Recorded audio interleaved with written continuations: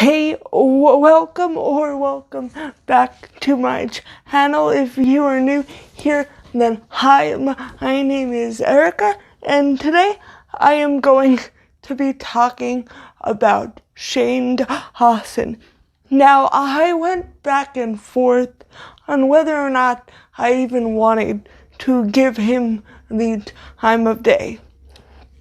But I do think it's important to talk about this because I feel like a lot of people are misinformed as to why he got canceled and why he's not the greatest person. So I just wanted to give my perspective, and I mean a lot of my information comes from Angelo Hollis, actually, and if you're not subscribed to his channel, I would highly recommend you going over there. I mean, he surely doesn't need my publicity because he has like 2 million of subscribers, and for good reason too. But I just wanted to mention that a lot of what I know about why Shane Dawson is so problematic comes from Angelo Hollis. And so the first thing I want to say is he recently, if you who don't know, he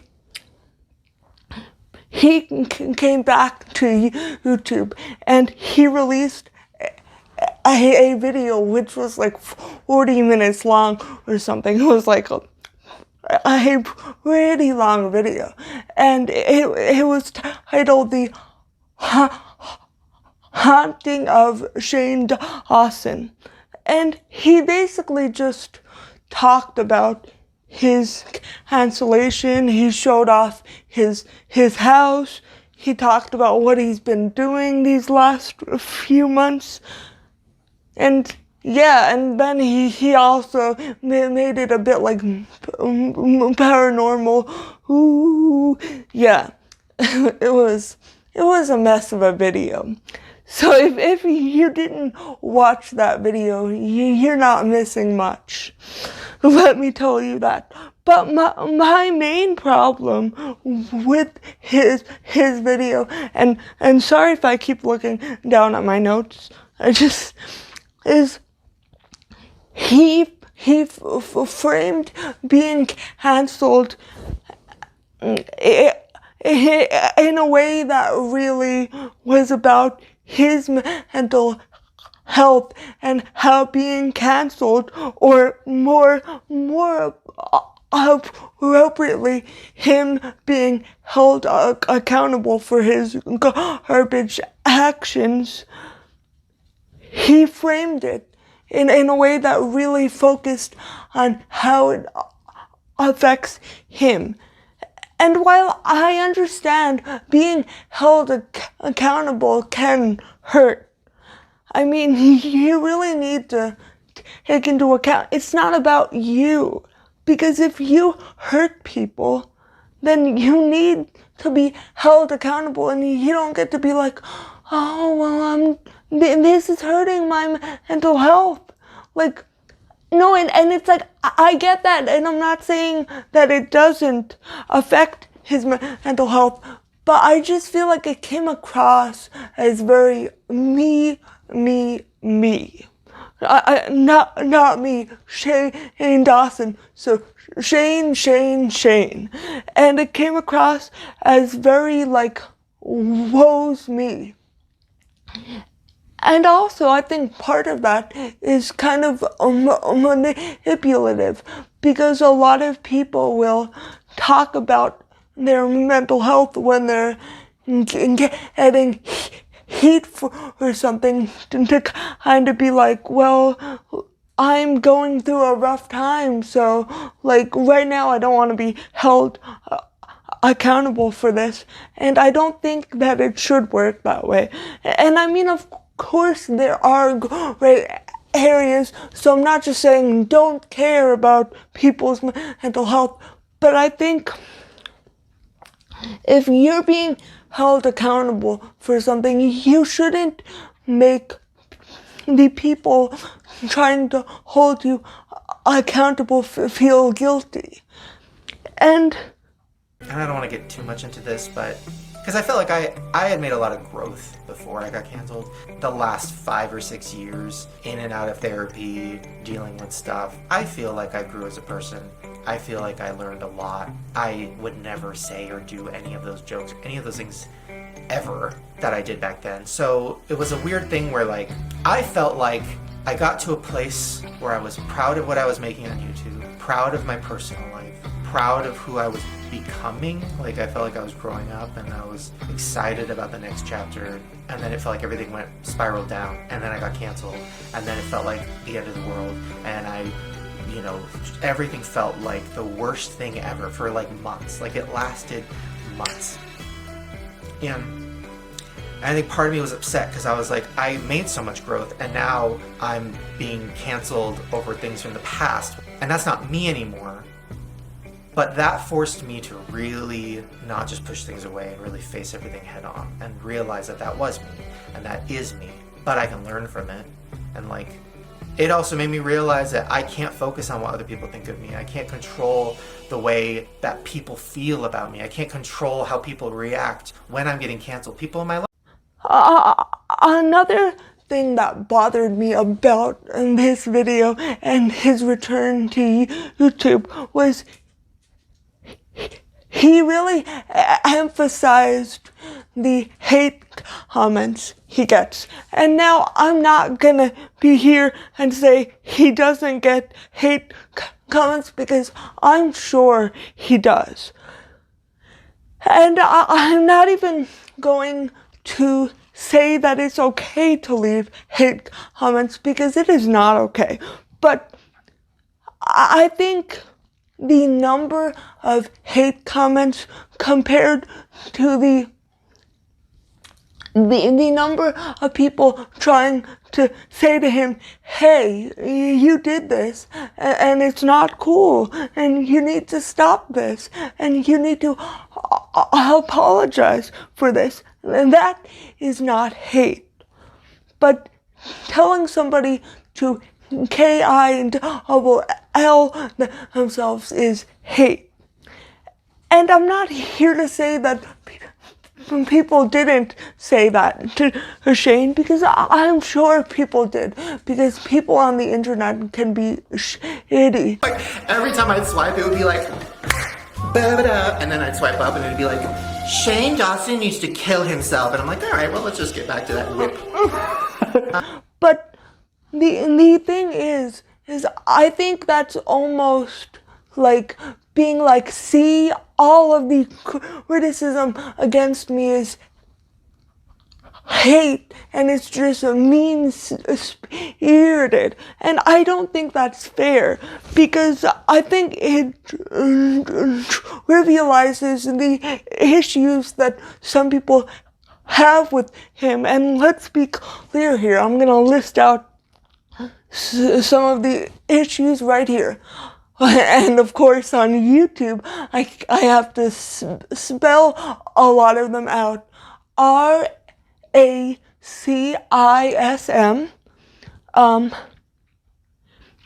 like inappropriate behavior towards minors is another big issue he's had. Had phobia and just overall nastiness.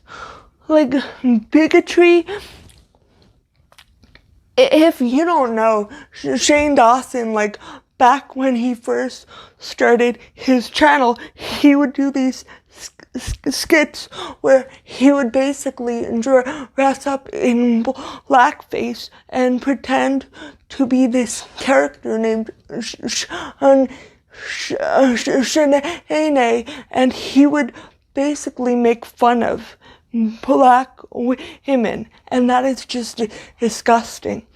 and he used the N-word in those little skits, and D'Angelo Wallace has compared this to like minstrel shows.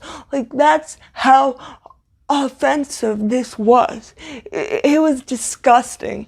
Like, I can barely watch like a 5-minute clip of it because it's just disgusting.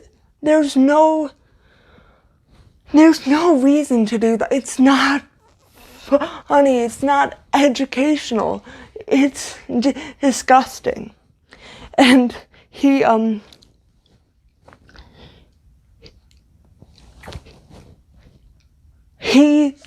satisfied himself. Hopefully you understand where I'm going there. While looking at a picture of Willow Smith, who was about 12 at the time. That is just disgusting. She was a literal child. And also him and his ex-girlfriend Lisa, they filmed themselves like explaining sex to his young cousin, which I can't even imagine being that cousin and then later in life seeing that on the internet, because like that's not only is it traumatizing, but then you're like showing that to the entire world. Ugh. You don't need to feel shy about it. No, you really... It's natural. It's natural. Is there anybody around? No? It's natural for a girl at your age. Yeah. So we want to talk to you. We want to explain what sex is to you. We did get really Yeah. quiet. Oh, where's the other peep? We should probably explain. We'll just use peeps. Okay, well, one peep and then we'll use you. Oh. Okay, so I'll just pretend like that's, I mean, that works. Lucy, this happens. See, oh, Ah! And then you're so happy when you're an adult. I can't believe I'm endorsing this. Look what you've turned. Shane Dawson is just... in this video, I just want to say that I don't know if Shane Dawson can redeem himself, just because this goes deep. And even like when he was in his like docu-series phase, where he did like a docu-series on like Jake Paul and Graveyard Girl and who else? Jeffree Star and Eugenia Cooney, and he might have even done one on Hannah Mojo. But even when he was doing that docu-series and pretending to be an empath, like, to me those docu-series were very exploitative. Like, for instance, in the Jake Paul series, he brought on therapist and YouTuber Katie Horton to basically talk about sociopathy, and it was just in a very exploitative way, like for framing people with sociopathy as like these monsters and these scary people, when really they just have a disorder, and it doesn't necessarily make them evil or monstrous. And I just feel like that was, it left a bad taste in my mouth. And his Eugenia Cooney series was especially exploitative, and I'm not really going to go into that because I know it can be triggering for many people, and it's even triggering for me. So that's part of the reason I've never talked about her on my channel. And plus, I think that issue is very nuanced, and a lot of people make it very black and white. But if you don't know, Eugenia Cooney basically struggles with an ED, and she, in a lot of her videos, she'll like show off her body in like very triggering ways. So basically, after Eugenia got treatment for her ED, Shane Dawson brought her on to like talk about going to treatment and stuff, which I don't think is okay, because she was in a very vulnerable place. When you just get out of treatment, you're like in a daze, because I've been in treatment. When you get out of treatment, you struggle to like be able to function in the real world, because you're so used to being in treatment and being in this atmosphere where everybody's pretty much struggling with the same thing. But the second you get out of treatment, it's not like that. So I think it's disgusting that he did that. And I think part of the reason why people are like accepting Shane with open arms is because they don't see that the whole docu-series thing as exploitative, and they think that a lot of his issues are all in the past, when really it's been throughout his career. I don't know a time in his career when he has not been exploitative or offensive in one way, shape, or form. He's always relied on like this sensationalism and offending people.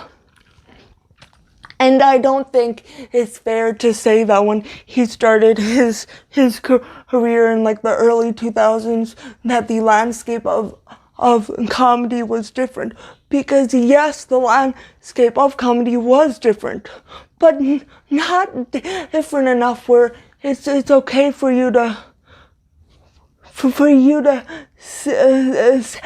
satisfy yourself to a cardboard cutout of a 12-year-old girl. And that was never funny. That was never acceptable. And those are just some of my thoughts on it. And one of my other big issues with his come back to YouTube is he never really openly addressed why he was canceled, in my opinion. Like, if you're going to apologize and try to move forward, you should address the harm you've caused and like name specifically what you did and how that hurt people, because by him not doing that, it just comes off as he's trying to sweep it under the rug and hoping nobody remembers anything.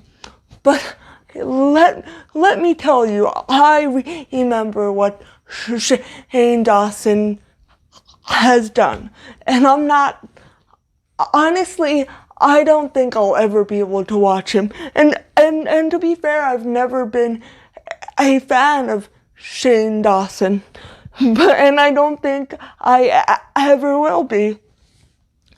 And I mean, let me know what you think down in the comments below. Do you think that this is something Shane can learn and grow from? Or do you think it's, at this point, it's just all too much? Let me know, and if you learned something or if for some reason you enjoyed it, please give me a big thumbs up. And again, thank you so much for watching. And if you have not already, please consider hitting that subscribe button. And I hope to see you again next time. Bye.